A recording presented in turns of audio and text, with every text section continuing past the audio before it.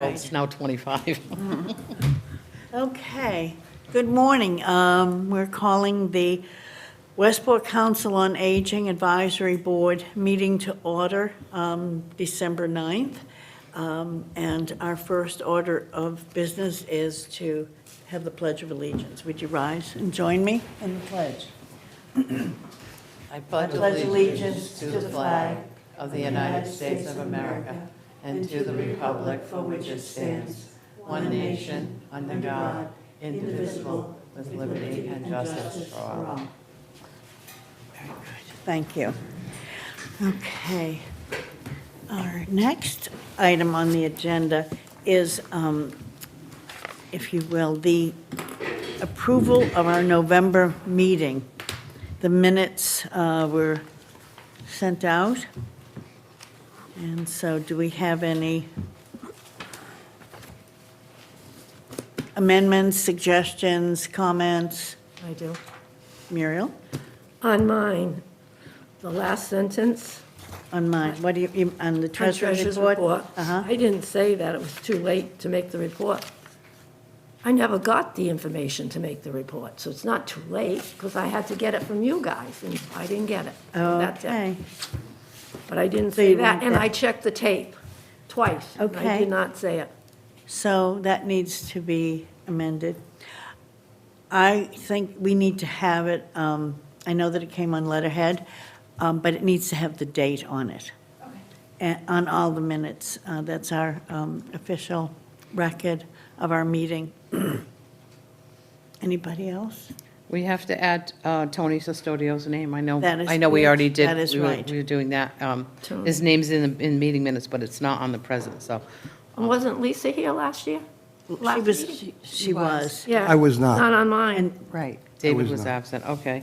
So Antonio David and David Lisa. absent. Yours says you're absent. Lisa is present on, I was at the last meeting. Yeah. Yes. Yeah, Yep. but it Yes. wasn't on my, the one that I downloaded. okay. So we need to be sure that Lisa is there and that I have Tony was there as well.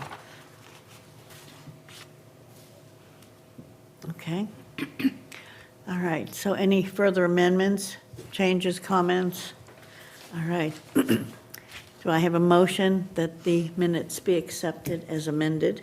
I make a motion, minutes accepted as amended. Do we have a second? I don't know if I can. No, he wasn't. I He wasn't wasn't here. here. So I'll you, second. you have to, I'll second. second it. Okay. All in favor? Aye. Aye. Muriel's agreed, so they've passed as amended. Okay. Treasurer's report? Okay. I created a report. Two piles. Okay. Is that one of yours? One's October, one's November.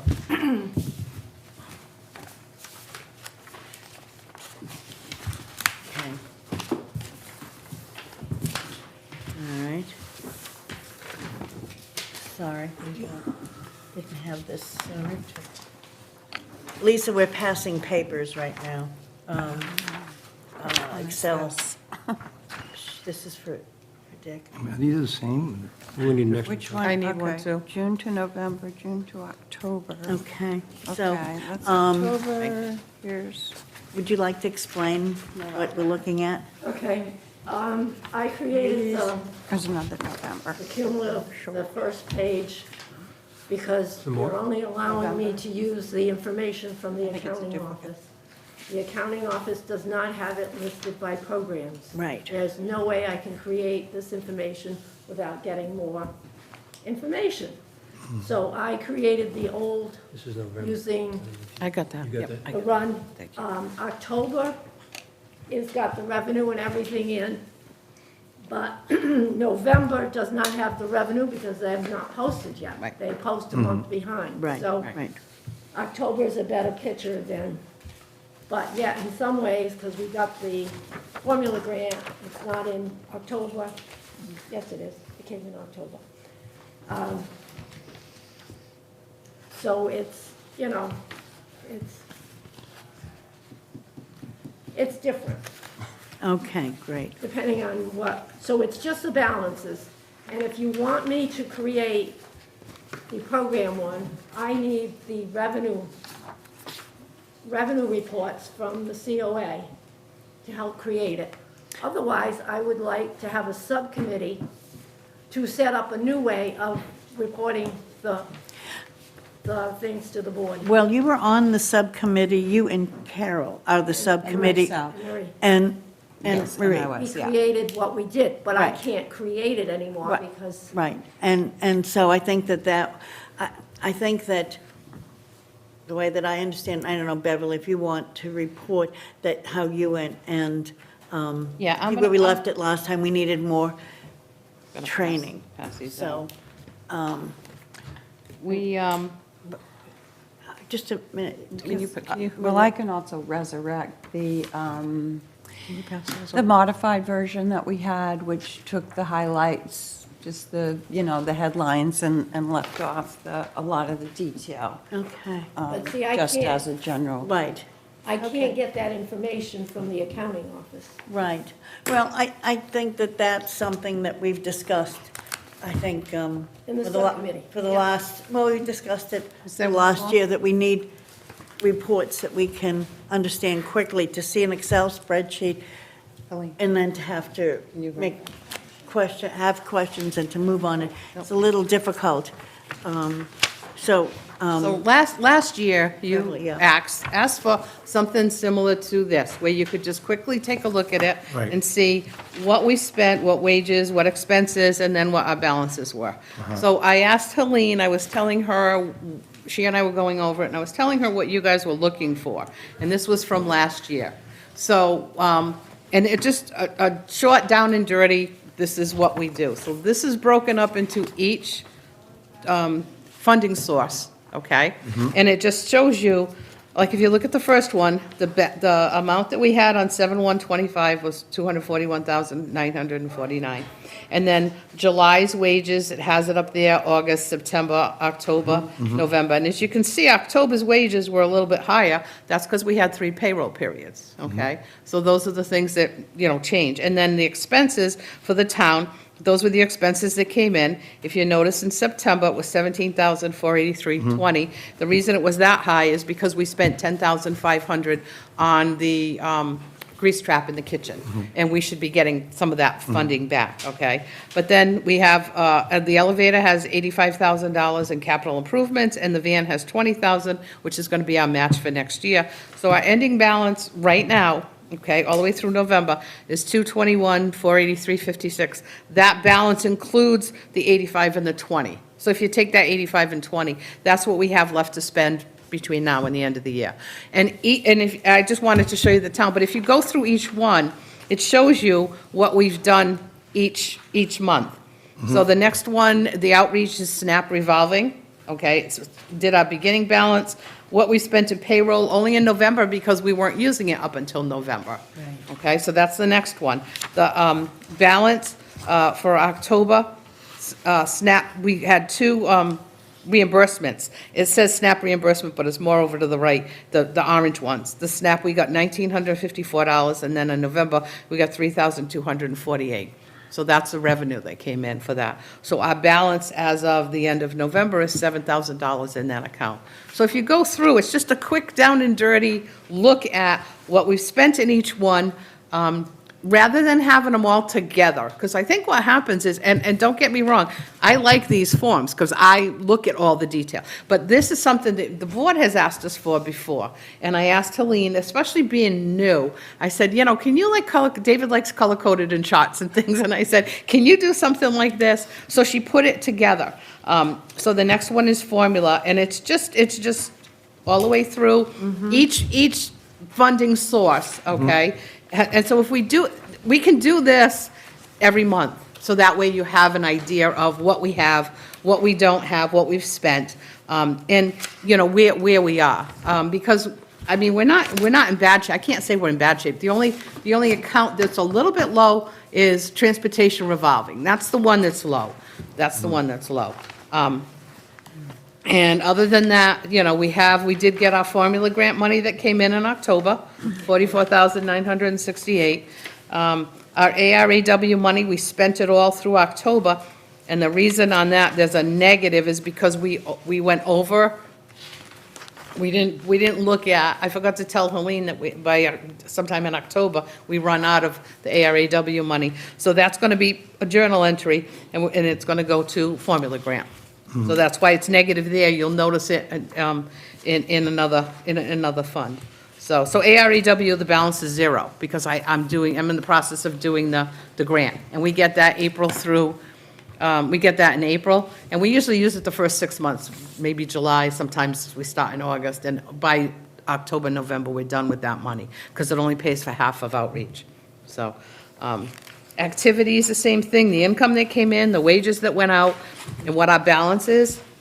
We started with 5,930, our balance is 7,747, and those are the amounts that we spent. Like I said, transportation is low. We had 12,900, we still have 12,000. It's low. Transportation, we should have around $50,000 in there. I'm talking about what we would like to have for our safety net. And is this pending a grant? The I transportation? have the $75,000 that I did ask for operation money, which would pay for drivers and repairs and oil and gas and things like that, but I won't hear from them probably till after the new year. So, but that was the $75,000 that I asked, that's operating money Okay. from CERTA. Thank you. So I don't know if that'll come in. I'm hoping. So supportive day, we're down, which is why, I've been looking at that, and one of the reasons why, when we talked about the fee raises, we wanted to go up, because we started at 56. At the end of November, we're at 41,956. And we had been running right around $60,000, and we're starting to see a decrease. So that was the reason why we wanted to make sure that we went up on the fees, because we need the fees to cover the expenses. And that's the general objective here, is to have this social day program be self-sustaining. Yes, Right. to take a look at it, so. Okay. And South Coast Community Foundation, we had $4,543.85 left on that one. Okay. Other than that, does anybody have a comment on these? What do they think? Yeah? I like the way it's presented. South Coast? Yes. You're supposed to use the funds in a year? Well, yes, well, they're supposed to be used in fiscal year '25, but if, I talked to Mike yesterday, Okay, Senator so Roger. you've got all the 'cause it's fiscal year his- to use 26? Yeah, but we're gonna, I have It a. usually says 1 year in the contract. Right, but we, Right, but I did talk to Senator Rodrick yesterday, because Senator Rodrick is the one that sends out the money, and I did get sometimes I get it in December, sometimes I get it in January. I got it 1 year in February, so that year sometimes changes. Last year, I did get it in December. I got it around the end of December. Yeah, we spent it So, before. yeah, but we haven't spent a lot of that, but I do have something else that I'm going to present, so that Under we new can business. sign off on the new things, because we Right. did it more than a year ago already. Okay, I have one other question. Did you prove your balances with the accounting office? 'Cause they're not Yes, she right. did, yes. They're not right. I Okay, can well, visualize wait, that. I don't, So- that's for a later discussion or Yes, subcommittee. okay. And, Here's the one problem. wait. We don't, she does not discuss anything with me anymore. That's right, but it's not our place here. I think you need to review the role of the treasurer, and what we've been asking for this meeting is a simplified look and not getting an Excel spreadsheet at the meeting. We need to see it beforehand so that we could study it and learn, and just it's important to have, and I would really recommend that we have this every other meeting or quarterly to have a good accounting. This, or this one? Well, This I'd one. like to see something like this every Every month, month. okay. Because I think that's what we wanted, was a snapshot Yeah. and something that we could use to discuss. I think that's what we've been asking for. I think that that how we reconcile with the accounting office, Goes you know, with us in the accounting office, because we've met with them. that's right. And you're learning, and you have learned the new system, the new accounting system.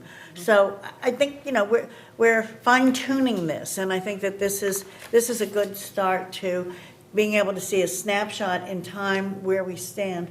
What do you think, David? You're the one that wanted to see Well, color. I in the think it's morning. a admirable effort, and I like it. And I think we, I mean, I'm thinking now that here we are now public.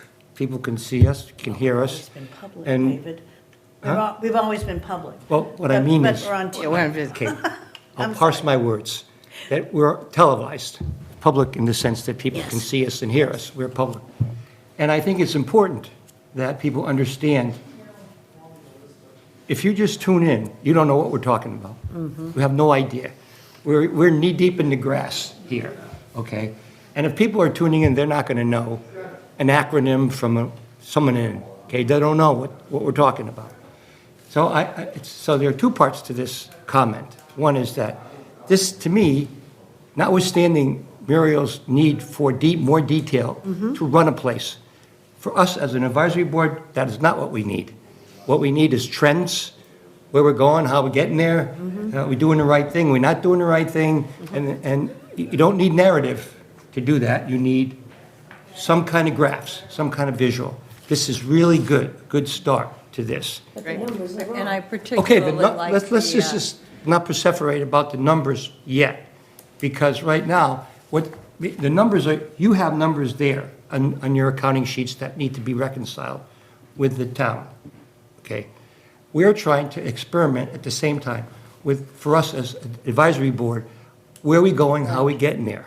And right now, this is, to me, easier. No, with all due respect, Muriel, this is easier to read than Yeah, that. but the other quick look was easy, right? Well, but we're not, You're asking for my comment, I'm telling you, I don't agree with you. This is easier, That's okay? right. That's all I'm saying. Okay, one problem No, with don't, this just, is I have the floor, right? accountability. No. Accountability, No. because Muriel- they're doing Muriel, we're not everything. talking about accountability, Muriel. we're talking about trends, and with your job, or whoever job it is, to make these correct. We're trying here to be an advisory board about the trends, where we're going, up or down, lateral, whatever. I don't even know, okay? and, So I think that's, Exactly. if you're asking me my comment about this, this is a That's- good start. that's right. Okay, Marie, you're, well, I was also going to comment on the trends, because I think the trends are helpful to see if there's an anomaly, there's a reason for it, as you just pointed out. Right. So this, I think, is, and separated by each category is helpful as well. Would there be a way to consolidate, to have one headline across these different? I think, I think because we have so many different funding accounts coming in, I think that would make it messy. That's why I think some of the issues with this is because there's so much here, it just gets really detailed, and people lose the information with all this detail. That's why we did it separately too, so that way you can take a look at, each one and say, okay, well, the trend is good for outreach, the trend is good for the town, the trend is good for formula, it's not so good for transportation, it's not so good for social supportive day. That's what this, Okay. I think, No, well, says. that's good. And then your front page, of course, has the big picture. It has the town, right, it has the Yeah. town one. Right. I just want to say, Thank what is confusing, not confusing, I just want to say that I'm always conscious of people, I'm always conscious of context. Context is everything, okay? It's hard to make context if you just, I feel like I've jumped into a stew, and there's all kinds of things in there, and I don't know what's in there. And I don't know whether there's a secondary or, I mean, this is the first step. It's not the answer to me yet, because I can't put all this into context. But just what you said, Beverly, that there's so many funding resources. It'd be almost impossible to try to explain to somebody in the town where we get our money from. Because we get our money from 6, 7, 8 places. Yeah. Okay? And then, to Muriel's point, at some point, you have to know where it's coming from, where it's going, has to be accountability. Of course it does. Yes. That goes without saying. We need accountability. But for us as a board, and for the public who's listening or watching, you have 8, 9 funding sources? At least. That's a piece of information that I think is, it's problematic Right. because it's hard to keep track of. Right. So many funding sources, and you're spending down one, not spending down another, the timeframes are different. Right, right. It's like a moving, it seems like a So, move. well, it is a moving target. Target. I think Muriel has said, you know, we meet the second Tuesday of the month. Well, they haven't even closed the books on the last month, but a few minutes ago, maybe, you know, and so to know exactly at this moment where we stand, that's why we've asked for trends, because we feel we have to be accountable to the people in town, and we have to, so that they understand, like, we're asking, and we had approved for fee increases. Well, why would you ask for fee increases? This, we can actually show somebody, and keep this in my car and explain it to somebody.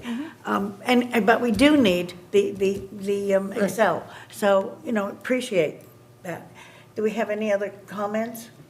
Oh, I have a question. I do. Are we expecting additional formula funds? The second half will come in, they said February, March next year. February, March of 20? Unless there's 9C cuts or anything like that, but we are pretty close to like 85% expecting that it will come in, because I don't think the governor's going to cut the money that comes into Okay. seniors, because there's so many seniors. Is that what the 9C, what is that? It's just cuts that the state does, and they cut across the board in everybody.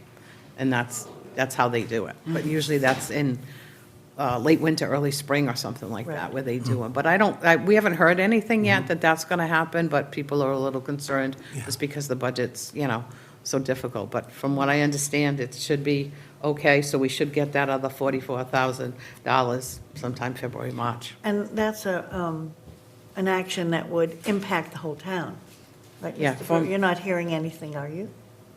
Formula grant. Formula grants? Well, the I'm familiar with town? what it State is, and it doesn't affect what we get from the town, right? That's separate.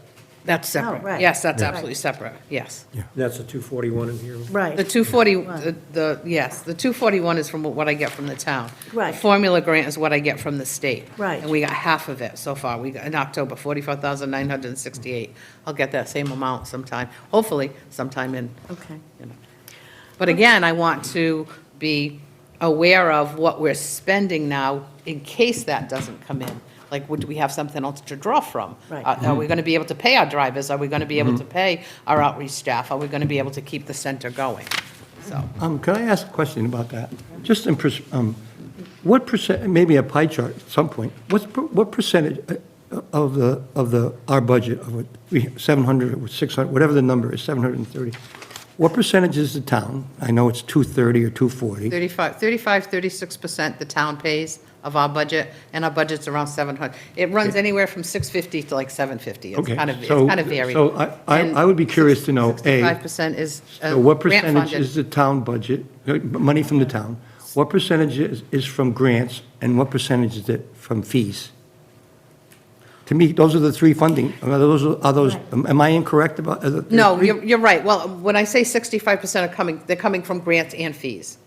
I know, but do we have, can we differentiate between the two? Yeah, I can. I can look at the. 'Cause I just fees. think a pie chart that tells you, We have that. That's what we have here. Well, where is that If you, well, each one, depending on what the program is. So if you go to Where's it? activities, okay, Where's it? it's like the third or fourth what's one Nick in. looking at?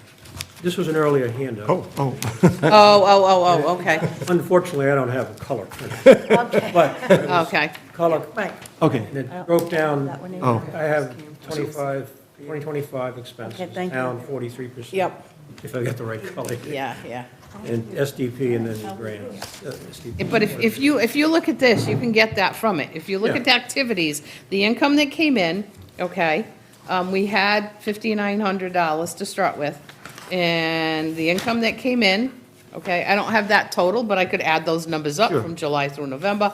And then the wages that we spent, and now we're at 77. So we're covered. The fees that come in for activities, which are mostly our exercise classes, are covering what our expenses are. So activities seems to be good.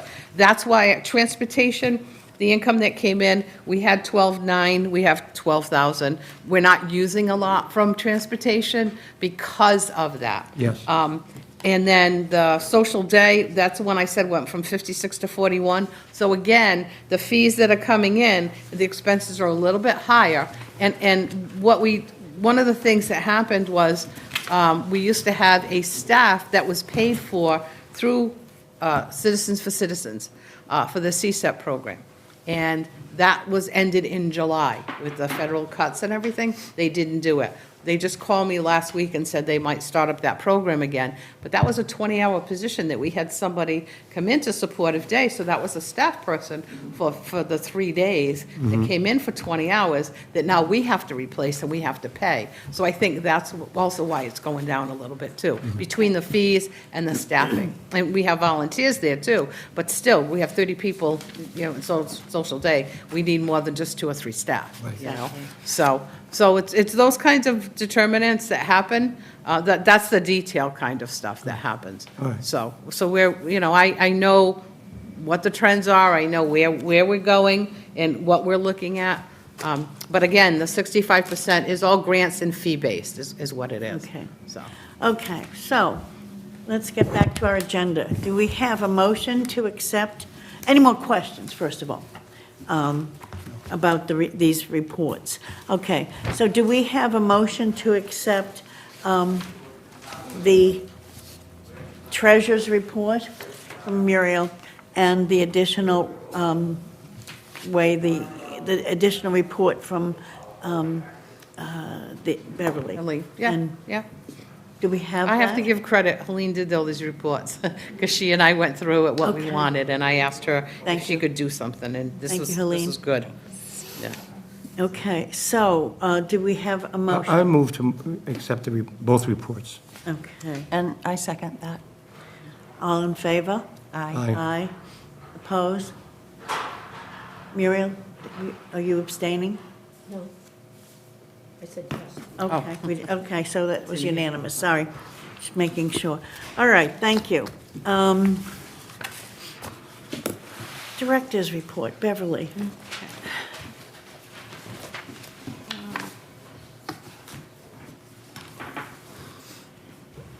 So we already talked about the $75,000 grant that I applied from DOT. I have my FinCom meeting for my budget on January 6th. I completed the annual SNAP audit, which is my outreach revolving account. No recommendations, and our percent approval rating continues to be over 90%. They say Cindy's doing a great job with it. We have over 90% approval for every applicant that she sends in, so. It's Bristol Elders and Bristol Aging and Wellness Contract for Supportive Day. That's still pending. I haven't had an opportunity to meet with them. And the Board of Selectmen approved the proposed fee increases starting on January 1st, and letters were distributed to everybody already. So people did get their letters, anybody that was part of any of the programs that we were going to increase. So all those fees went through. Thank you, that was a big job. Let's see, supportive day average is still, the average census was 21 per day. We had a little bit of sickness that went through. People are getting colds, obviously. And some people left with health issues. But we also had 111, just so you know, we had 111 hours with 7 volunteers working in a supportive day, along with the staff. So, and that's really critical to keep that program going. Yeah. Say again, how many of, 111 hours with 7 volunteers Wow. for supportive day. okay, So thank you. that's a lot of, between that and our reception, we have two phenomenal receptionists, Joan and Coral. And I don't know what we would do if we didn't have anybody in that reception area. We would all be answering phones and we would never get our job done because phone constantly rings. So, Also, I think the numbers for volunteer hours for November reflect that there were Yeah. 2 holidays. yeah, we And had, 2 yeah, we days had, off, yeah, or- yeah. So, that's. We have quite a few, Quite a yeah, few people. 478 hours of volunteer time in November. So, we have a new volunteer for our tech class who started, and a new volunteer social day aide for supportive day. And Chef Michael McCooch provided education in Chef on a Shoestring class in October and November with 31 attendees. He is, just so, I'm going to give a shout out to Chef Michael McCooch, who donated his time and expertise to our center for many, many years. Absolutely. He is an associate professor at Johnson and Wales, and he's wonderful. He has, they absolutely love that class. People come from all over the place to go to that class. They come from Dartmouth and Mattapoisett, Marion and Fairhaven and all over the place. We have, like I said, we have 31 people that attended. And that I've class. been over the last couple yeah. of years. So- It's been absolutely a fascinating and entertaining way to start Friday, but it's certainly given me a new, he explains nutrition very well. So he's a good teacher along with, he's not just cooking and giving a recipe, but he's explaining things. And so I've learned a lot about nutrition. We're very, very lucky to have him. Very He's fortunate. He's been around for a long, long time. He's a So- good guy. And he lives in Westport. He's a Westport resident. He is, so he gives back to the community. He's been doing it since before I started. I've been here 11 years. I'm in my 11th year, so he was here a few years before me, so. And how often does he? 2 semesters. He does 5 weeks in the fall and 5 weeks in the spring. And people call us in January and say, when's he coming? Before he's even back to school, so. Anyway, I'm Thank you. sorry, but just that's a very good. November, we were extremely busy in outreach. We had 337 service units for 196 people, and a lot of them, most of them, were for the Medicare open enrollment. It's been, the girls have just been slammed with open enrollment. And people are even calling, they were calling last week, and they wanted an appointment because it was only open till the 7th. Open enrollment is October 15th through December 7th. And people were calling, and they were like, we're booked solid. I don't have any more time, And they were like, well, can't you come in on a Saturday? No, we did a lot of hours already. So, because it's really an important program, a very important program. And there were so many changes this year. Medicare, open enrollment, they canceled. The Blue Cross, I think United Health, and maybe one other, canceled one of their PPO programs, so that you had to choose another program. And if you didn't choose it, they were just going to put you into something. You don't necessarily know that that program's going to be the one that meets your needs, depending on what your medical needs are, what your medication needs are. It's been a very, very challenging year for the ladies that do that. Can I ask you a question about that? Because I think that's a very important service to the community. And I'm just wondering how, first of all, was it that we didn't have enough people to help? You have to be certified, you have to be a I'm just trying to frame this so I understand it, okay? This goes back to our servicing the community, and here's a extraordinarily useful service that we're providing to the town. I said earlier, maybe last year, no one knows about it. And I'm being a little facetious here, but this is a very important program for especially this year in particular. To service more people, we would have needed more qualified advisors. Is that correct? Yes, certified. Certified. How do we find them and how do we get them? And I'm just yeah. trying to problem solve here. We have staff that do this, and they go to a Medicare counseling program where they're certified by that. We're not part of the state's SHINE organization. We were at one point, but we're no longer part of the SHINE organization. And the SHINE organization used to look for volunteers, they used to train their volunteers, and their volunteers would come to the center. But we haven't had a volunteer at the center for quite a while because they're few and far between. There's a lot involved in doing the certification program and the training, a lot involved. It's like, I think, 10-week program, or I'm not sure if it's 10 or 12 weeks, that you have to do the training to become a certified person, and then you have to keep it up every year, and you have to find out all the new things that are going on. So it's pretty intense to do. So you're not just going to pull somebody off the street and Right, say, I understand. "You're going to come in." So, and again, it's only October 15th to December 7th, so I don't know what we could do to bring somebody else in to support our program, because I have one full-time and one part-time person, and that's pretty much what they're doing. But I would just add to that the numbers are, we're getting more people getting older, numbers are going up, insurance is a huge issue in our society. So this seems, going forward, this is an area that, here we are providing a wonderful service to the community. You just explained how complicated it is Yeah. to address that kind of increase. And yet, we can't increase unless we have qualified advisors. Right. Absolutely, absolutely. So maybe that's an area we need to focus on, how to solve, how do we, Right. How realistic is it to find the volunteer, Yeah. an appropriate volunteer who would get training? Because we're not part of Shine, they won't send a volunteer to us. So we would have to go outside and find somebody to either go through the training, our Medicare counseling training that we have. There's other, it doesn't have to be just Shine, there's other ways that, there's paid trainings, different places, but we get it through somebody who has been a regional Shine coordinator for many years, and now she does her own thing, but she does this on a voluntary basis. She does this so that all the COAs, or whoever wants to join, can do it. So again, I don't necessarily know. The other thing is space.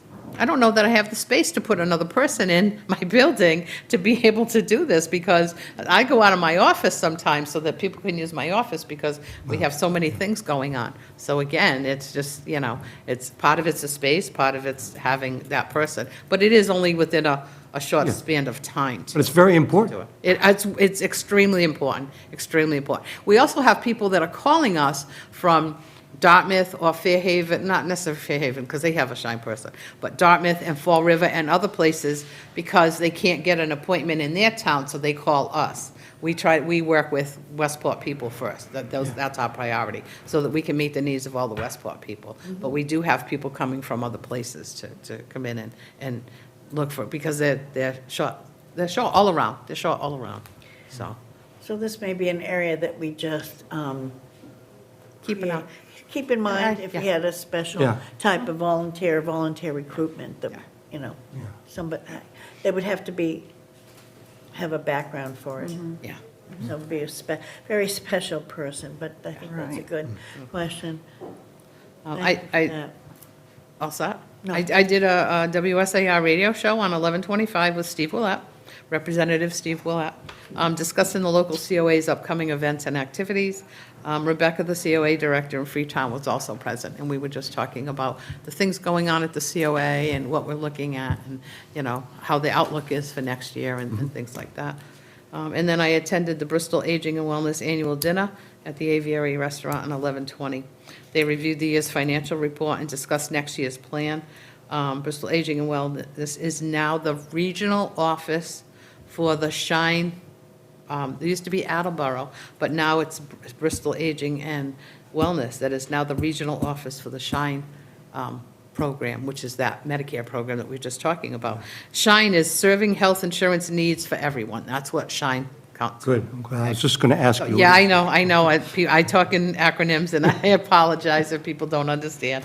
But anyway, so Bristol Aging and Wellness, but they didn't find out that they were going to take over that contract until late, so they didn't even hire anybody.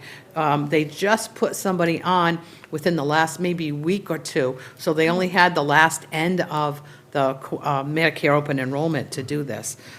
So hopefully next year they'll have, more people. Because anybody from Westport should be able to go to Bristol and make an appointment with the Shine coordinator if they want to. They should be able, if they have the staffing. I mean, they can definitely come to Westport, that's for sure. But I'm just saying, if people need another place to go, we'll have it in our backyard as opposed to in Attleboro. So.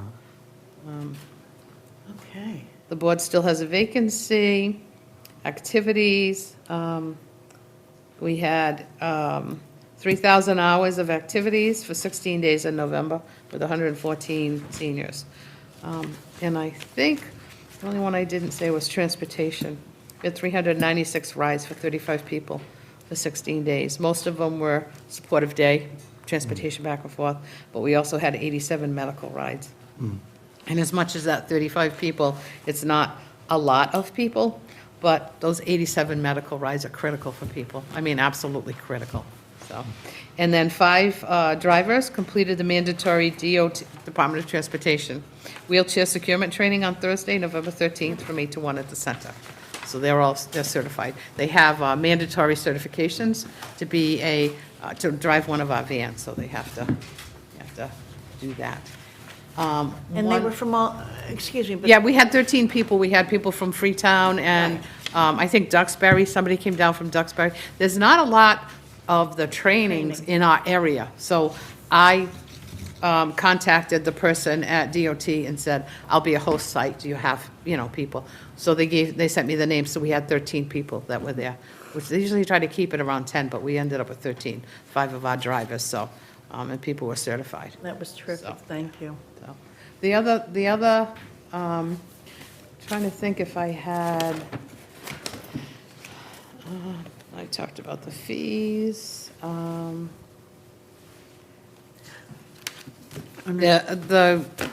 of the things that we had done a year ago or a year and a half, I can't remember exactly what the date was, but we had talked about the South Coast Community Foundation monies, the $5,000 that we get, and I got a notification from Maureen Flanagan, who is Senator Michael Roderick's aide, and it's that time of year again, so I have to send him a report about what we've spent the money on, what we're using the money on.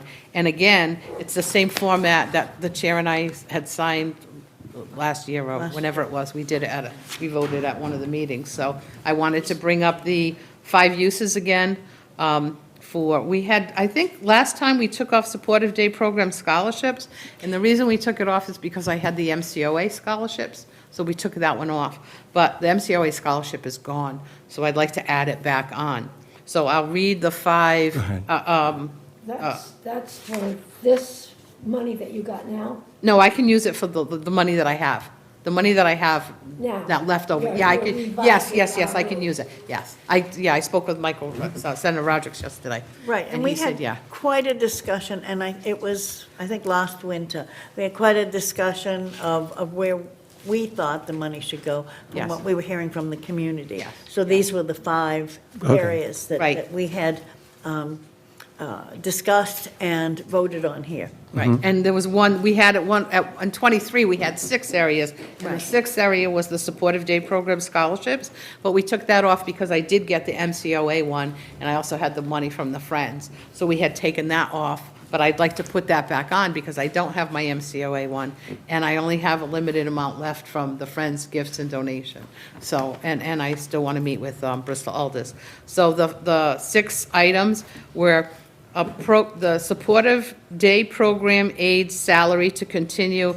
We had originally to start up the program. So do we want to keep the Supportive Day Program aid salary on there in case we need it? It's just one of those things that if we happen to need it through the year, it's something that we could pull from. Yes. Okay, I just have to take out to continue with the startup of the program. Should we vote on each item, or could you read the Yeah, 5? I'll or read the 6, 5. It's and totally then up we to can you. discuss. Could you read? Yeah, read all 5 and then. Okay.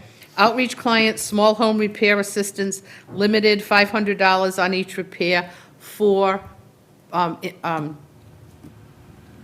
do you call it? Not labor, repair items, just, I can't think of the word. Materials? Parts and materials, yeah, thank you, I'm blanking. Parts and materials, we don't pay for any labor. $500 is the limit. Website marketing, development, communications, including a survey, if we want to do a survey. Technology, equipment for the tech cafe, if we need it. Activities, instructors and other expenses, exercise, lunch and learn, expenses for that. If we need, you get food and coffee and things like that for the lunch and learn, or sometimes we buy lunches and things. And then Supportive Day Program scholarships. So those are the 6.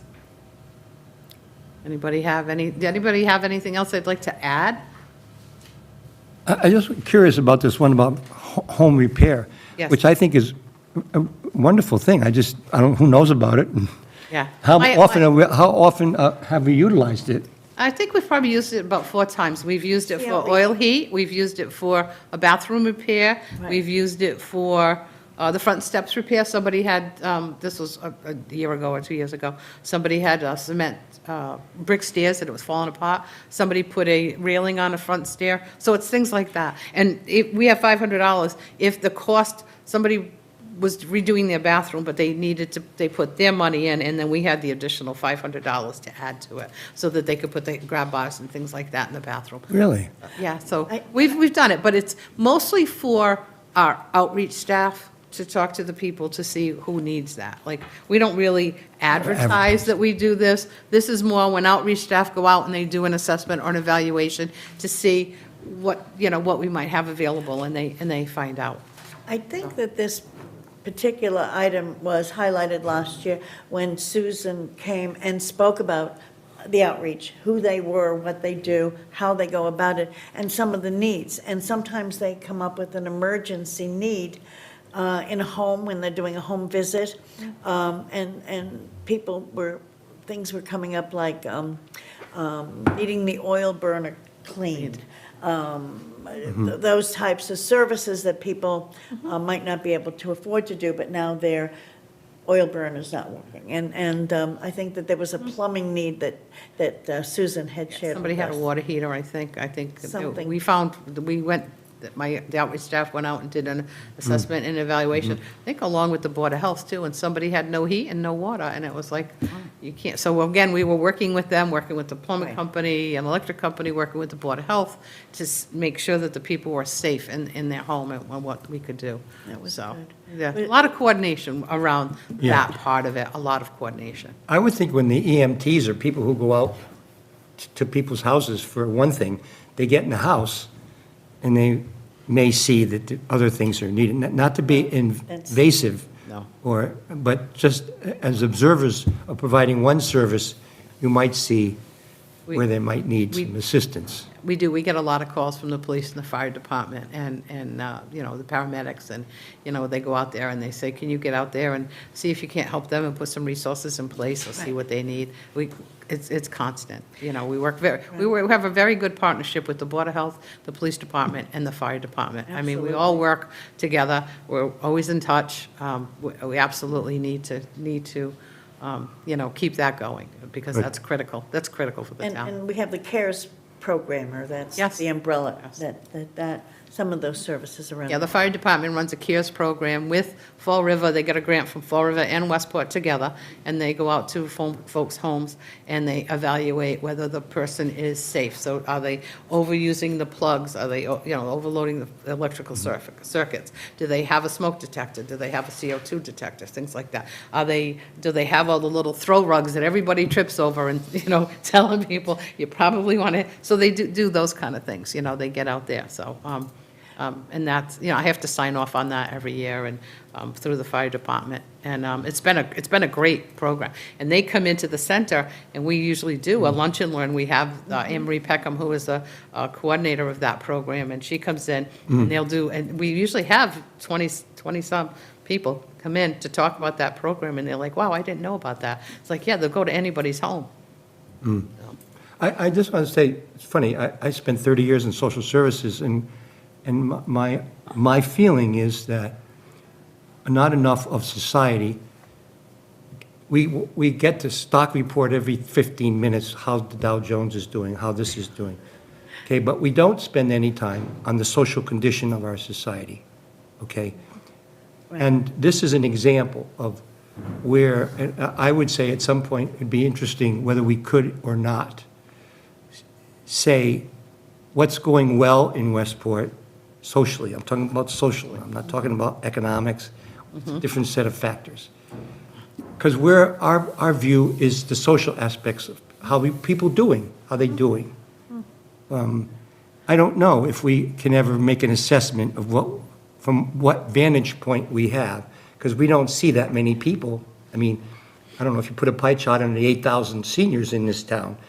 I don't think we're probably dealing with, 5% of them? No, we probably have. What do you think? I don't know the number. I think we have about 2,500, maybe a little bit more out of the 8,000. But a lot of the 8,000, that comes from 55 and older. So 55 to 65 are probably still working. We probably don't see it. We might hear from once a year, maybe to do their taxes or, come in for technology or something like that. So we don't technically see them a lot, but we do see, other people.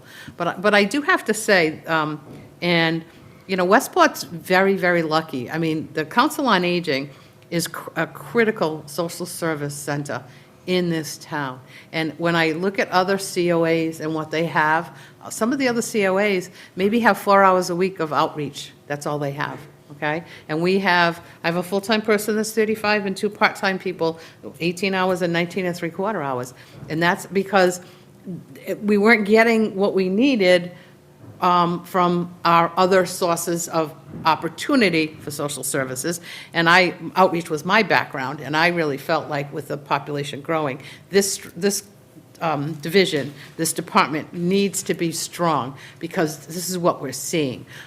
So and again, the fire department and the police department also agree, because if I had 4 hours a week of outreach, there would be the police and the fire department that are going to be getting all the phone calls. Right. And that would be a lot more expensive for the town if the police and the fire had to do all these things or send them out, or people would end up in and out of the hospital more often because somebody didn't go in to help with an assessment, to put some resources in there to get the person a PCA or some home equipment or whatever else they needed, or a ramp or whatever it happened to be.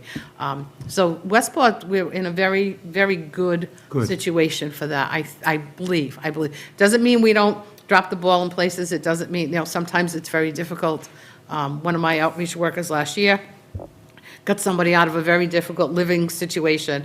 The person happened to have cerebral palsy and had stairs, got them out into an assisted living, but the person stayed for about a month and a half, and then left, said, I don't want to do this. So again, we can only do what we can do, you know what I mean? We consider that a success, but again, people have the right to stay where they want to, so it's a balancing act, always, Right. So. Thank you.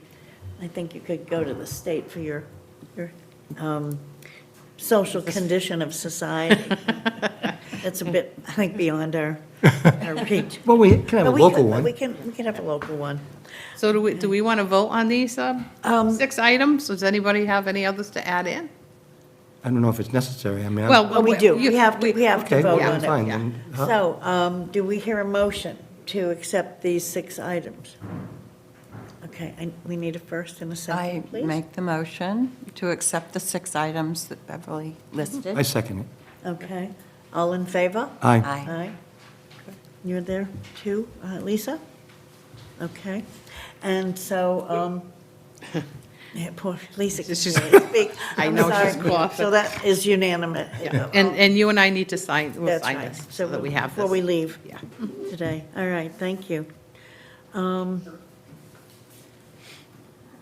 And so in the rest of the report, in the bullet points, the update of her accounting system. Oh, we were trained. Joanne came to the center and the other afternoon, and we spent, I don't know, 2-3 hours going through the training. A lot of it she had sent to us already.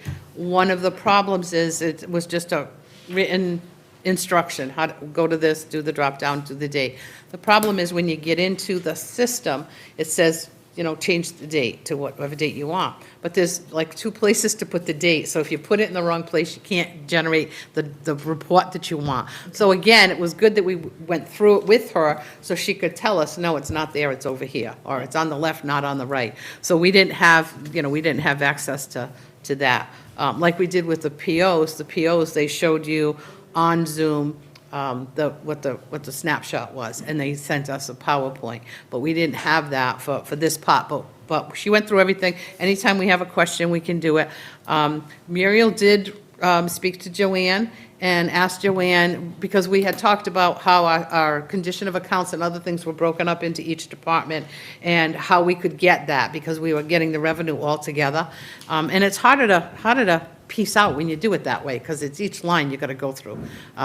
So Joanne generated a revenue journal, is what it's called. So that's our report. So we can get in there and get the revenue journal. So we asked her to see if she could do an expense journal. It's not quite as thorough, or doesn't exactly meet what we need, but it's close, okay, for the expense She journal. refined it yesterday. Oh, perfect. I stopped So, in to get my numbers. yeah, yeah. She handed it to me and said, Yeah, it's really add tough. this. Yes, Add it's that. really difficult, because the Nicole and Joanne have been trying to learn this program as they're also trying to teach us. And that's made it very, very difficult. And we didn't do the PO training with the Zoom meeting with the Zobrio people until the end of August, I believe. So we had the PO training, but we never did the other expense training. So, and Joanne and Nicole had met, and they decided they did want to do the Zoom training for the others because each of our departments, the fire, the police, whatever, everybody wants something different. So they said, we can't really do it on Zoom. We really need to do it individually, which is fine, absolutely fine.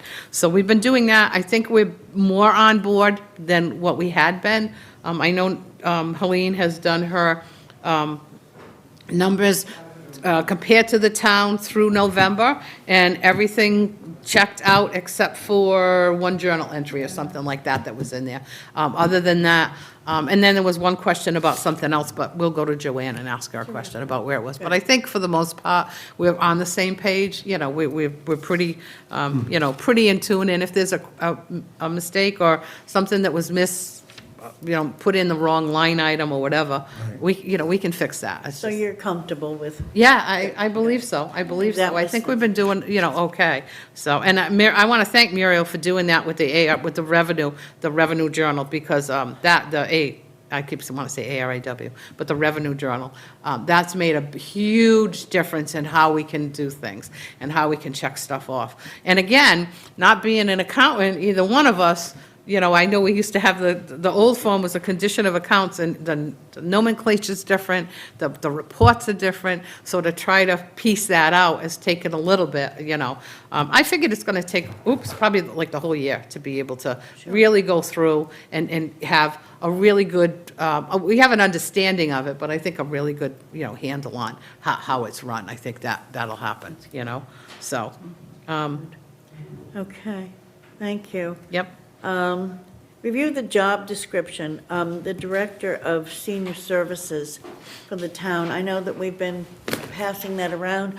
I've incorporated the suggestions, edits that many of you have made, and I think that if everybody's comfortable with it, I will pass that on after the first of the year to the Personnel Committee, and they let them do what they think with it. But I think that our goal was to take it from a 5-page job description to a 2-page that would look more professional in the 2025 era. Muriel? Would you send us a completely corrected sheet, because this one's all underlined and, Well, it's still in draft, and I think I sent it last night or this morning. oh, I didn't get it this morning. Well, I think I sent it out late last night. I keep odd hours. Yeah. What can I Then I'll say? make comments. Okay. There's only one thing on the, one to the second paragraph down, where it starts, works collaboratively with the Council on Aging Oh, right, Board. right. I just want to insert Council on Aging Advisory Board. Yeah. And then Yes. cross out the rest of that relationship I thing. noticed that. Because that way, it's just easy. If you say Council on Aging Advisory Board, it cuts out the rest of that sentence in it. Right, and I think that people don't understand, we're an advisory board, we're not a supervisory board, which is a Yeah. different distinction. We're a different set of operating procedures, if you will. We're to keep our ears to the ground for the from the townspeople and let the director know what we're hearing or what the recommendations are, or what, and to work closely with the Friends, what they're hearing, and then also to disseminate the information that the town that has the programs and how we're spending money and what we're doing. So I think from the, let's see, from the update that we had, bless you, from the Mass Council on Aging last May that was published. Excuse me, I've got to leave. I have another appointment. Okay, okay. thank you, Muriel. Muriel is leaving at 10 a.m.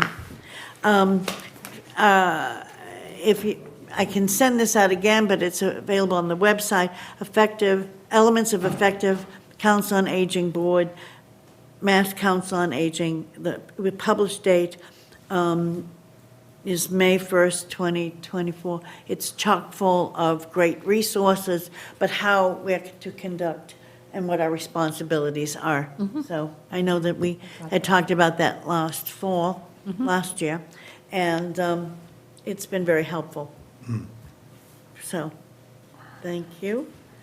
Thank you. So I think that with those edits, we'll pass that on and let them do their job, unless we can convince Beverly to stay on in some capacity, but, you know. I'm sorry, Mr. Madam Brewer. Chair, as I was researching some of this to make it clear, do some inputs, I came across a policy, a town policy. All right, It was in a book that Denise Bucard gave all Select Board members, and it has some various departments and what the policies are. Some of it's quite old. There was a part there on Council on Aging, it looked like it was, I couldn't quite find the date, but it This looked like one? 2000, 15? no, it was 2009. It's only like a two-page. Oh, okay.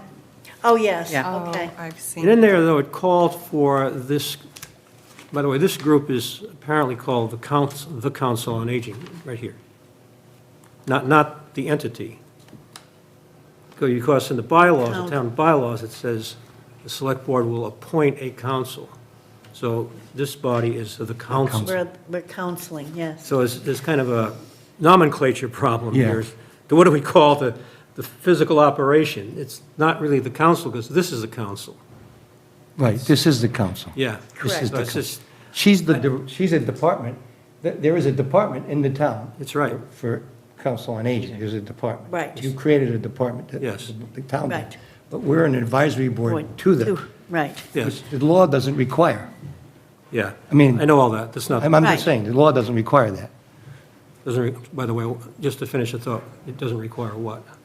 The law requires the towns in the Commonwealth to have a Council on Aging. Yes. Okay, that's the law. Yes, Whether the town develops a advisory board to the Council on Aging is not a mandate of the statute, it's a mandate of the town. yes.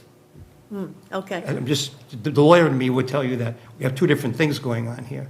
Yeah, well, that's true. Okay, that does it. But anyway, in this policy document, and I don't think this has been referred to too often, No. but it has a requirement for the Council on Aging to do an annual review of the director. yes. Yes. And I don't know if we do that. I don't recall. We have. I don't know. I've never seen it, but I'm not a member of the council, so I don't have to see it. I mean, I don't know what purpose it would serve, because the director reports to the town administrator. I suppose it's input for the town administrator, because he or she, and he in this case, should be conducting annual reviews of all department heads. All department heads. And I don't know if that's been done. I mean, it's just some tidying up here. Interesting, probably hasn't, but maybe Beverly knows. Beverly. Every year, my board in June or July would go through and they would all bring in their information on they have an evaluation, and the evaluation is, I don't know, another 10 pages, whatever it is. And they would go through it and then write up their comments and everything, read it to me. We do it in executive session, I believe, and then it would go to the town administrator for their comments or anything. I don't think I've had one since, maybe Tim King. I think that was the last time I got one. Yeah, because I don't recall that at all. Yeah. But I was getting them every year. I have them from every year that we did, but I don't think I've had one in a while. Well, we So. can check with the town administrator to see what Yeah. he wishes. Yeah. In Well, the new doing one. this, Yeah, you're gonna do you one. know, and Yeah. when to do that, I'm sure. Well, my anniversary is in March. March, So I right. think we did it, we tried to do it somewhere around there, but sometimes it ended up in June, but. Okay, But I have had 'em. Dick raising that point, that's an interesting question for a new applicant. Who's going to be who advises you? I mean, who supervises? I mean, well, it's in Town here, administrator. it's the town Town administrator. administrator is my That's what I supervisor. think. Well, that's Well, that's clear. what it says. Yeah. Yeah, yeah. And that's what yeah. has been, that's our understanding, that's what it says. And, maybe, I believe what Dick is reading comes from 2007, because I have a copy of That that. sounds think about so. right. Yeah, I think Yeah. so. Yeah, it was the early I think it was 2000s. 2007. And I remember reading through it, and it's, like I said, I think it's only one page. It's not Right, even that long. right. Yeah, there's not a lot on it. Well, I think we have maybe developed more sophisticated practices in the last 20 years or so, that maybe, maybe we can help the town looking at its policies or examining how to maybe upgrade them. Yeah, on this latter point about the annual review of 2007, I didn't make any comment about here in mine. I think No. that's a separate issue. It is. And it's really a requirement of the council, That's right. Yeah. not the director. That's right. Right. Thank you. All right. Interesting reading. Well, all right. And so, plans for the 250th anniversary is the next item. I don't have anything on my plate particularly yet, but what my thought was when I spoke with Irene Buck, my thought was maybe starting next year, maybe early spring or maybe like March or something, maybe once a month do something for the 250th, Right. have some kind of an event or a program. So I do have people who want to come in and talk about the history. I do have people that, there are some people, and I've seen through the Cultural Council, where they came in and they're dressed up in authentic garb for the town, and they do Abigail a- Adams. Yes, yes, Abigail Abigail Adams, That's yes, yes. And they come into the, different places and do that, so I have to look at that, but I think after the holidays is what. Lisa when and we'll I do that. have started at least a conversation about that and some of the things to help Beverly and help with the program, to maybe have something happening every month. And we'll continue these conversations. So that's good, but just that we do plan as a senior center and a council on aging to make something happen, and to keep that in mind, and to celebrate with the whole Commonwealth. Yeah. And so, okay. Stroke Buddies, I don't know that, I think Lisa is still with us, but she's not able to talk. Yeah. From what we had understood, it was a very terrific outing, so that Stroke Buddies went to Lots of that. La Salette Shrine in Attleboro. And that was a week ago, and they saw the lights. They went in the late afternoon, and because of Lisa and people that she knew and how she set it up, they had a very special private tour, and they were able to get up close and personal, and they enjoyed the lights. So they had a good outing for the Stroke Buddy members and their family members who were signed up. So that's a great, I think, program that we do that's rather unique, and that more people need to take advantage of that. So anything else under your report, Beverly? I don't think And so. Okay. Old business. Okay, so the ongoing old business is the update of the old high school. And After last, we met on the 2nd, a week ago. We could go A week Yeah. ago today. today. Wow. Beverly, Yeah. David, myself met with the town administrator. I think Jake Wigan was there. McGuigan was Yeah. with us, and we had, this was specifically so that we could speak to the building department, and we had Ralph Souza there, and we had the assistant town planner, Ms. Wheeler. I think it was a very good meeting in that we had explained our cases. What we're really asking for is the temporary use of a particular section of the old high school. It has never been our intent or our wish to take over the whole old high school and to run it as a building. We want to be able to use just the area outside of the cafeteria and the entryway, and a few of the rooms that are abutting that, for a meeting room or for maybe classes or a discussion group. But I think we've made it very clear that how we're running out of space, there's things that we cannot do at the current building on Reed Road. And we're asking for temporary use, the same way that the school board uses the after-school program and that the recreation department uses for basketball. We're just, and by temporary, I mean not just for 6 weeks, but for the idea between now and whenever the town has a permanent plan for what they're going to do with that building. Because we need it. We need it for a lot of different reasons, and that we've gone over before. I think that it was a good meeting, and I'm going to turn it over to Beverly, because you and the town administrator and Ralph, Souza, were in contact of what the next steps are for our review. Yes, Jim sent over a copy of the layout of the building. And the copy of the layout, it has, this copy here has the measurements in it. The other one, this other one didn't. The original one didn't, so I found one with the measurements so that we could see what the square footage is. And then he wanted me to X out and put in what we wanted to use. So this copy here that came in is what highlighted what we want to use. It's the cafeteria space, it's the band room, it's a classroom that's in the back, and we put the courtyard in too.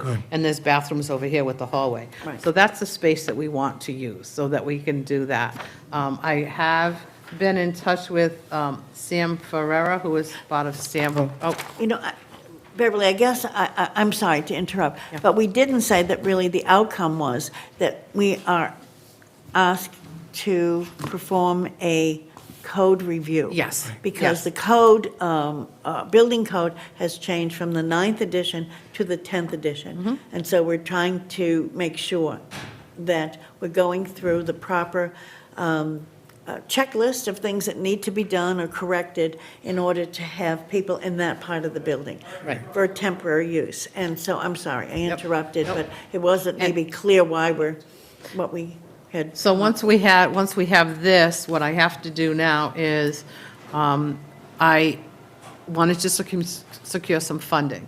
So the Cultural Council, Mass Cultural Council, has a grant that's due the 11th, so I have 2 days to be able to fill it in. And I've already been working on it, to assist us. And what they do is they put money out there so that you can rehab buildings for arts and culture and things like that. So there's a lot of the things that we want to do that meet that criteria. So our technology, our science, our arts, our art class, our rug hooking, like all of those things all meet the criteria to do that. So I'm going to apply for that grant. I've also talked to the Friends, and the Friends have very kindly said that they would also support us in this venture. So we have to hire somebody or get somebody, an architect or somebody, to come in and give us what that Code 10 review would be for us to be able to use this much space and what we would need to do. So that would be where the funds would come from, and that would, so it's not going to cost the town anything, it's going to cost us some to be able to put some of that together, so that we have, okay, here's our Code 10 plan. I have the 9 codes, I don't have the Code 10. And there are, in the Code 9 one, there are items that can be waived. Other towns in the Commonwealth, 4 other towns in the Commonwealth, we've looked at it, they have repurposed old school buildings, old libraries, old town buildings, and they've repurposed them to be able to use them for other things, art centers, dance centers, a community center, things like that. So we're looking at sort of how they did it, who they talked to.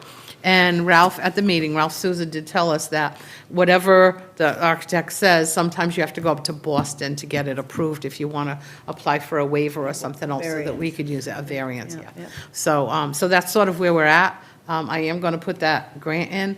The amount of funding that I can apply for is $75,000 to $200,000. So it would be a good chunk that we could do to be able to pay for that architect, to be able to pay for somebody to come in, and I'm going to get an evaluation on the old heating system to see how much would it cost, what is it going to cost to upgrade that or to use that? And is that on the same side? Is it the other side? Like, where is it? So it's all of those kind of things that we want to do, to be able to access that building and see where we can go from there. Can I just put context to this, Yes. just for my own angst, okay? Preferably, I would have liked, a long time ago, for someone to have said the criteria to do what we're doing now. It would have been much more helpful if someone said, by the way, anybody who's, because we were left thinking there were people already in there, who cares? I guess we just want to go in there, it's okay to go in there. From the very beginning, if someone said, well, here's the protocol that's necessary, because it's a new regulation. Now it's Regulation 10 versus Regulation 9. And so it's people sort of casually said, well, they didn't say anything. They just said, well, you're going to have to do A, B, C, D.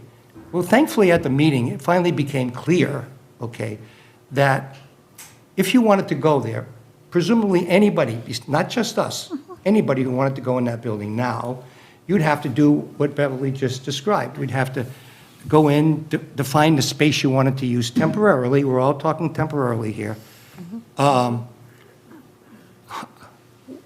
Where does it comport with the existing Regulation 9 versus Regulation 10? Is there a need for an update, yes or no? And then, is it comply with the usage? Do you need a waiver? All these kind of things, which I think after that meeting, it became clear all along, if someone had said that. Well, yeah. I'm venting for a second, Yes. okay? okay. Okay, I think I'm entitled to vent for a second. To say, but we now know what it is. We now know what the protocol is, and we're now comporting with the protocol, okay? And I think an extra step for Beverly is to try to find money, whether there is money, whether there needs to be money. I mean, for all we know, they're going to come back and say, you're fine, you can go in. We don't know. That's possible. Right. There's nothing you need to do other than to bring chairs or do whatever you need to do to go do this. But in the meantime, we're going, trying to find funds.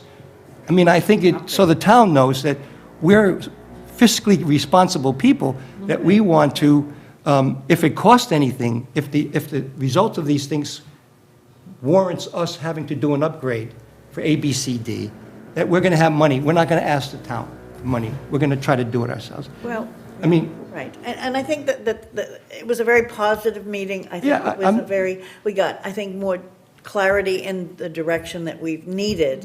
I think we've made our case clearer and more specific, and so that I think it was beneficial Right. for everybody concerned in the room. We met for about an hour and got a lot resolved, and so now we have some and things are action happening, and items. things are happening, and things We are have action happening. items, yes. Right now, I mean, So- where are we now? You've Well, sent the letters, right? It's been a Did you- week, and And a question, Yes. what would be the projected timeline then? I mean, the target, the ambition? It's, when we, Eileen and I think David did too, we looked at the other organizations and how they did it, the other towns.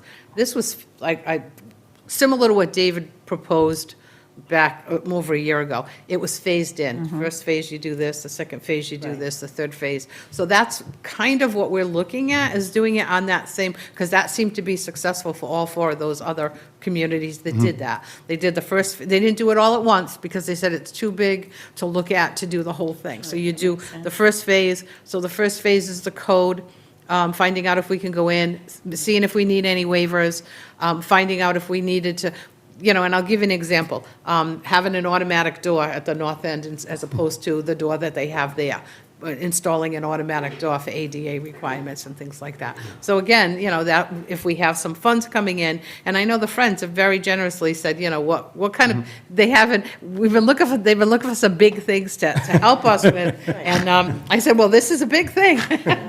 So, but they want to be supportive of us too, doing this, there's some criteria that they have put together too, for the Friends to be able to do this, but, we're gonna work on More to that. come. Yeah. But I think that in terms of, we would have liked to have been in there a year ago. Yeah. That's obviously not happened.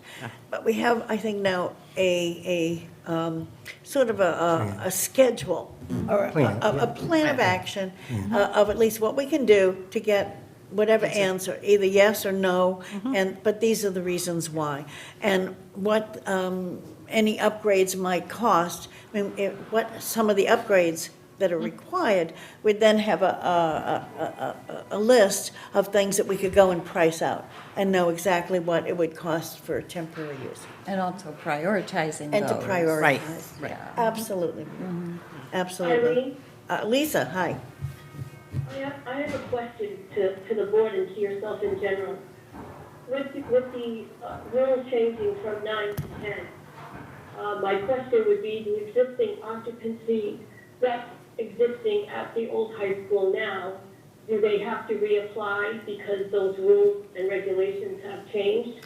And then my second question would be, if that is the case, what type of monies have they put forward to make the building adaptive so that they did get occupancy and they have been utilizing the building since Right. whenever they started?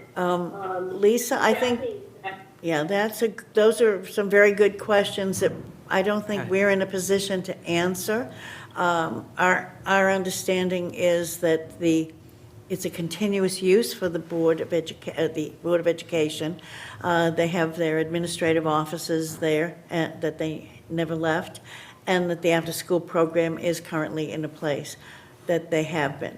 So the particulars would have to talk to the building department, but I don't really know. It was a continuous use is, I think, our understanding from the meeting. Yeah. And that the building is a town building, not a building that is owned by the school board, but the school board has maintained the interior, the maintenance of it. Mr. Brewer would. I have a few questions on this. Some of it's for my own edification, and, I play another role here Sure. that relates to the school building committee and the ultimate outcome of the school, the old high school.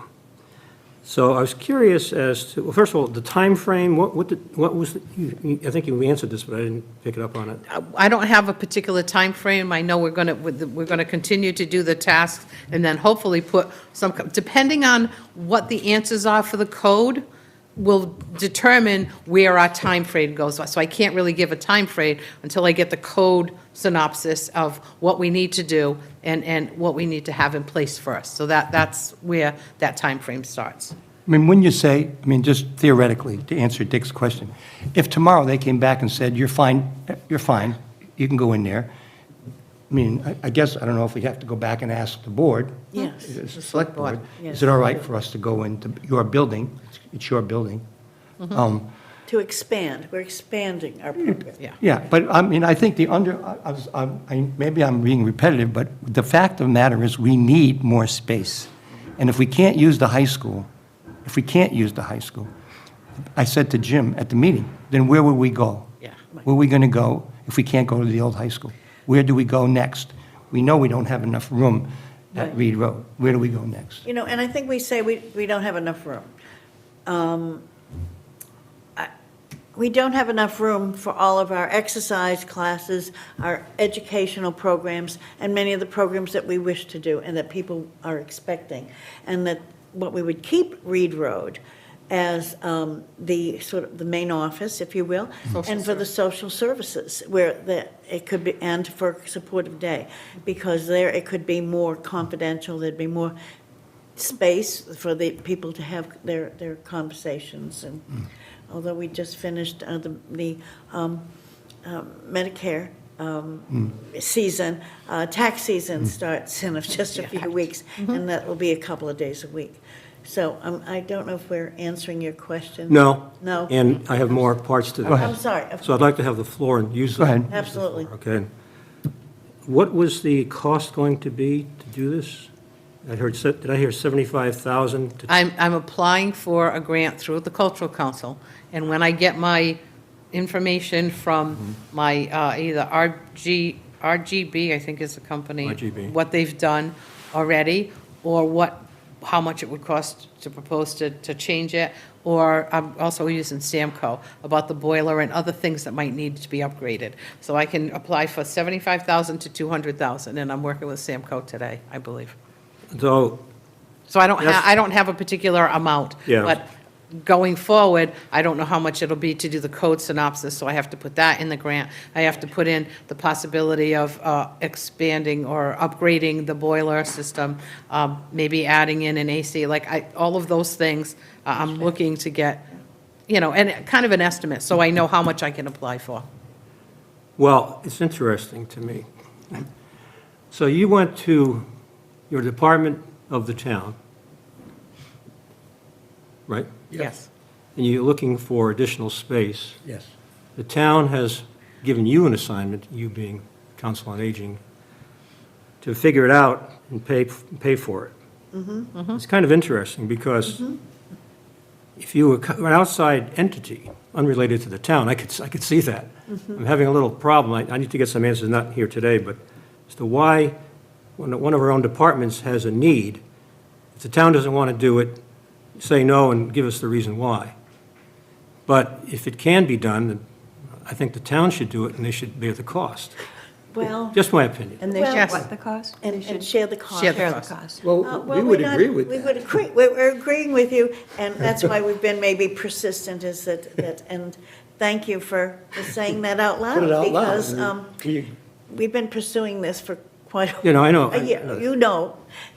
So, But as interesting. an aside here, there's a couple of questions, then I'll bring this to an end, but who was telling us that the council, had to do this code thing? I mean, did that come from the town administrator? Did it come from the building inspector? And who was making that decision?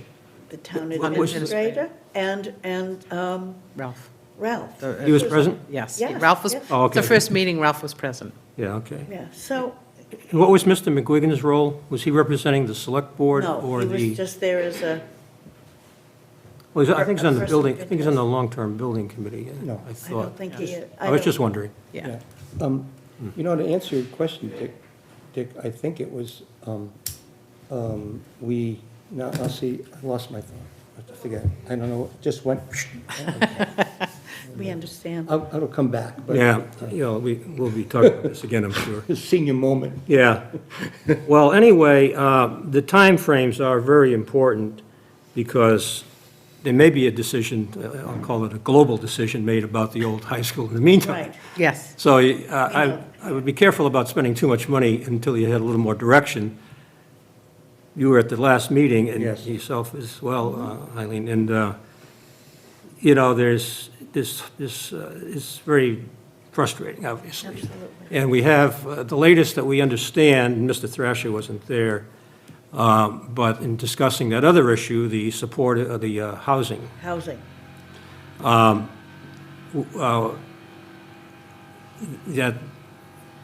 that could potentially change the time frame on all of this and the cost. And I have no idea where that'll go, that'll prevail. And then we're not even sure we have an election in April, and we have the town meeting in May. So it's not where we do the town meeting first and then get some input from the voters, the residents, and then be able to fashion then a ballot question for another day. So the timing here becomes very critical. That's interesting to me. What's taking place is, doesn't sound right to me.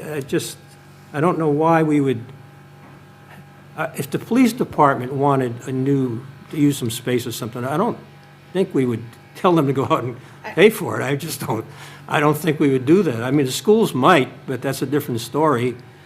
There's a lot of peripheral issues around this. Correct. But anyway, enough is enough. But no, but you're right. Right, No, I mean, right. Dick, I think you're right, but I think, I'll speak for myself here, that this is the nature of this department. Look at the budget. 700-something thousand dollars. The town gives us 230,000, and the rest is fees and grants. Right. That's how we've operated for the longest time. Yeah. And I even said that to Jim at the meeting that day. If, I said, it would have been nicer for you to say to us, how can I help you? You need more space. You need more space. You don't have enough space. It's clear we don't have enough space. And right now, the only alternative we have, right now, is the old high school. And I don't think us going there, as much as people can get wrapped up in longer, bigger ideas, housing or whatever, the fact that in the short term, maybe Beverly is going because we're so independent of the town for funding, that it's in our DNA to sort of, I understand what you're saying, you're right, we would be going and saying, we need more space, we need more money, okay? We're not saying that, we just need more space. We'll take care of the money. That's right. Which is sort of what Eileen and I did the very first time we presented Right. to Shauna. We said that. We said, I know that people interpreted it as we don't want any, we don't need any of your money. We don't need your money to get in.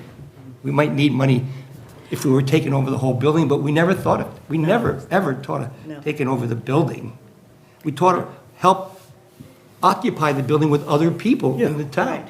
I do think, though, that the meeting that we had a week ago Yeah. helped to focus Yeah. on both sides, what the issues are, and understanding that it's temporary. This may be a pie in the sky, but we need to know the facts. And I think that for housing, I mean, it's very clear that housing is a very important issue.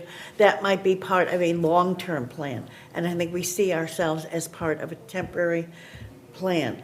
And, you know, we're talking about not just weeks or months here, we're talking about years to bring about a long-term plan and what would be entailed at bonding and town meeting. And so it's just that we're thinking more short-term.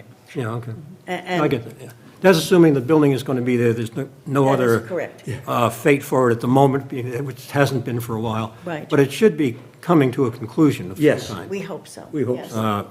So I wanted to get more on this, just to figure out how this fits in. And Dick, I just very want to ask you, do Thank you you. think it's better or worse that we don't, that we're, I mean, I'm just curious, because your observation is correct, that if it was any other department, they'd be asking the town to fund it.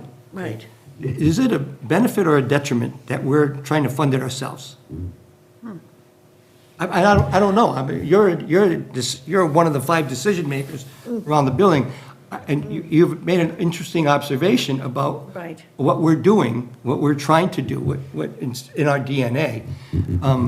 And we don't want the town to have to spend any more money on this if you don't have to, because that's our forte, to go find money someplace else. That's right.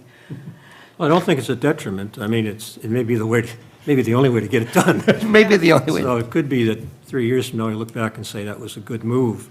It's just, right now, it's a curiosity. It's something that's kind of come out of the blue, and I'm saying, so you have to come up with the money, and you're kind of, you think you're being penalized because you rely on grants now, so therefore you should, anything else you want, you should get more money. I mean, I don't see the logic there, actually. No. I mean, at the end of the day, I mean, the job description I have right in front of me is a town department that reports to the town administrator. Right. It's like any other department in some Right. respects. It's got, it's got different parts, different moving parts to it, but every department does. Right. So this one is kind of odd, and of course, nobody did anybody ask the question at this meeting about what's the real reason for the school being able to use it? And, I mean, I'm not being facetious. No. I've asked the question, and We- it's kind of like, well, you know, with this, you get one of these long answers that includes, well, when we moved out, school didn't have a place to put their administrative offices, so they asked for it and so on and so forth. And for a while, the school was managing it. Yes. But then we clarified at town meeting that it's the town building, and the town can use it. I think in that town meeting, it said for any use it sees fit or something like that. Right. That, we have to research that again. But anyway, yeah, it's just odd, but your question is hard to answer because it's almost like you have to predict the future here. Right. It's been murky. to say that. And frustrating. But, you know, it's been empty for 7 years.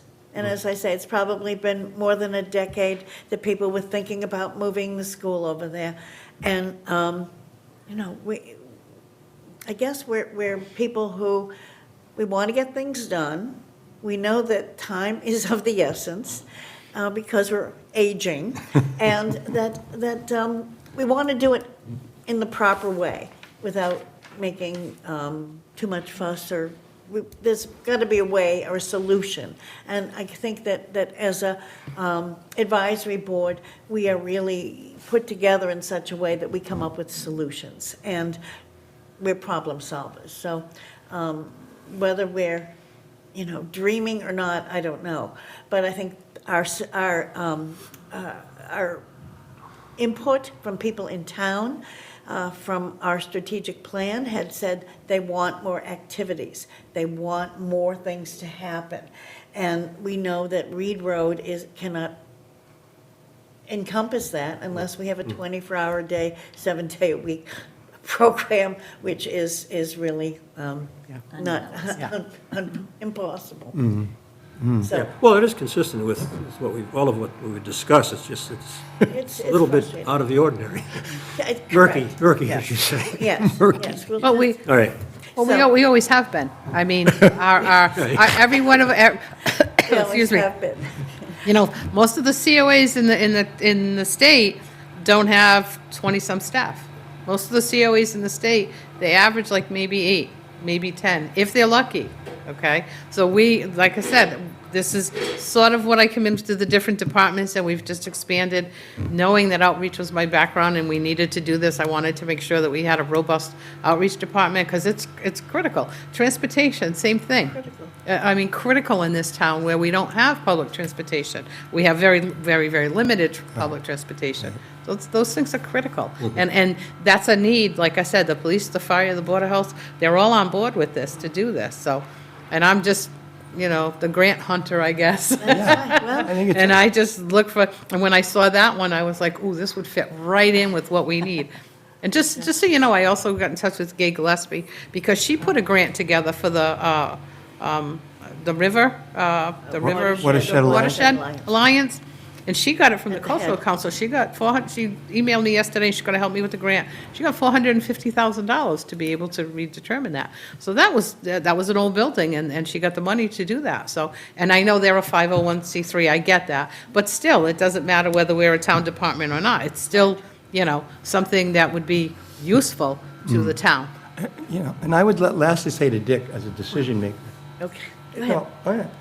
But that I think whatever you do over there, even if you had housing, which I think is a stretch, but we want to be part of a team, collaborative team, between the schools, rec, social services, and if possible, even the original proposal. I had housing, Yeah, and- 15, 20 units of housing, not a complex of 50 or 100. I think the building, we all want to work together. I mean, we want to create when we say community campus, we mean the entire community Right. being over there, and we would just be the second step, actually the third step, because the rec department's there, education's there.